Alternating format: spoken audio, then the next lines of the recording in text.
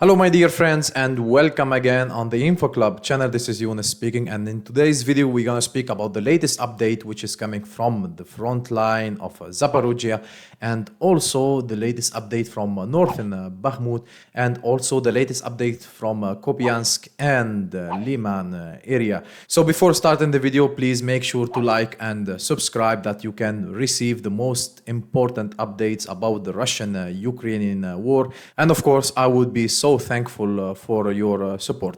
So in the vicinity of Robotin, especially on the north of Verbov village, there is now a huge and a very big battle by using the tanks. There is a huge battle between the Russian and the Ukrainians, and also there were many videos showing that the Russians has successfully managed to capture many Bradley armored vehicles, and it is obvious for us that the Ukrainians, they don't want to storm directly the village of Ribotina because of the heavy defense of the Russian here. So it looks like the Ukrainians, they want to make some strategic bridgehead toward the village of Verbova, because as we know, the first Russian defense lines, it is over this area, and when the Ukrainians they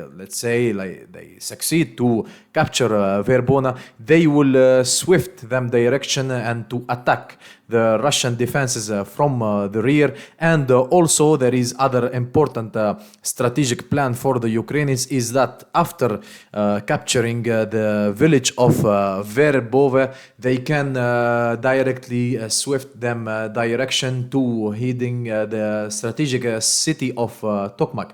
We've heard 2 weeks ago that the Russians, has starting a defense preparation in the vicinity of the village of Tokmak. So as we can see here, this is the village of Tokmak, and the Russians start, using the natural reserves that has this city. As we know, there is a river is crossing the city and splitting it between north and south, and in the main time the Russians has built many dams over this place to accumulate the water, and after that they have blow up those dams, and by this now there is some a natural defense line has been created by the Russians, and now like this way. So now I think that the city of Tokmak, it is very fortified from the north and also from the east side, by creating a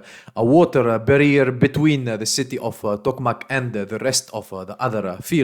So the Ukrainians now, especially after the Vilnius summit, I think after those pictures that we saw, that Mr. Zelensky, he's alone and nobody wants to speak with him, and also he got, or maybe he requested many weapons. Even the the defense minister of UK has said that we are not Amazon store, that you can order wherever you want. Well, it is obvious for everybody. There is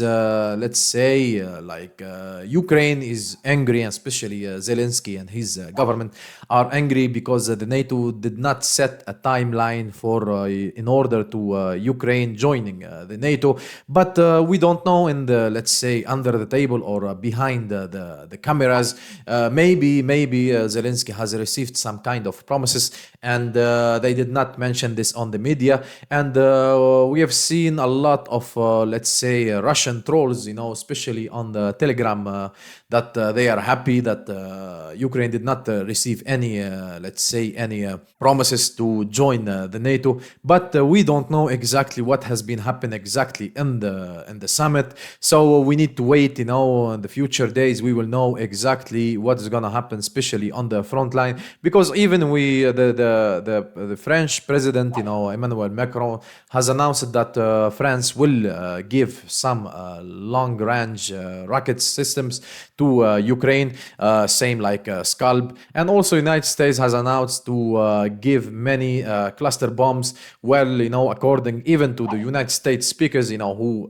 give and let's say create and manufacture cluster bombs, or who sell them or give them up, he is a crime. So we can see there is an issue with the ammo reserve of NATO, and they don't have enough, let's say 155 artillery ammos and everything, so they had no choice only to give those cluster bombs to Ukrainians. I think nobody will be winner, because even the Russians has million of them, and also the only victim in this war will be the normal people, the farmers, that they will suffer from those cluster bombs, who especially the cluster bombs that has been not exploded on time. Moving forward, especially to Bakhmut, like I've said, so the latest update that the Russians has made a counter-offensive, especially from the north in the vicinity of the village of Berkhivka in here, and they managed to took control over the hills again. Well, it looks like that the Russians has managed, let's say, to create a very good and impressive fortified defenses, over the northern part of Bakhmut and the southern part of Bakhmut, especially in Berkhivka and Klishivka. But there is, let's say, a very important success has been managed by the Ukrainians, especially in the vicinity, the village of Rozdolivka. The Ukrainians has managed to take control over this area, I think, yesterday.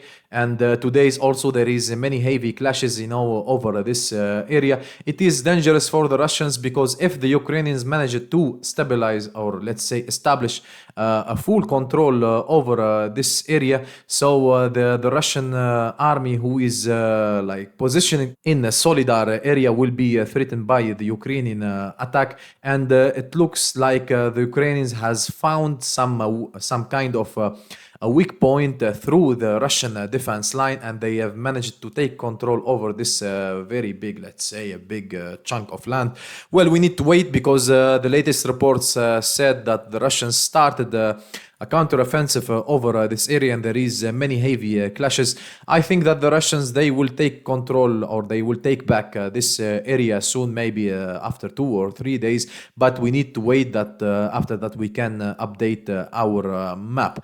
Moving forward, and again in this vicinity of LIMAN, there is heavy clashes, especially on east of the city of Torsk. The Russians has managed to take control over this area, and also there is heavy clashes, on the north outskirts of the village of Torsk.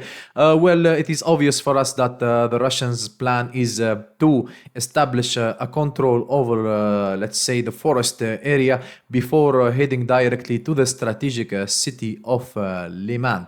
Moving directly to Kupiansk area, there is no major changes. Like I've said in my previous video, the Russian, they have took control over this big chunk of land, and they are in the let's say, and they are attacking the outskirts of the village of Petropavlivka, and this is a very big threat to the Ukrainian defenses in the west bank of the city of Kupiansk. So yes, guys, that was the most important update from the front line and about the Russian-Ukrainian war.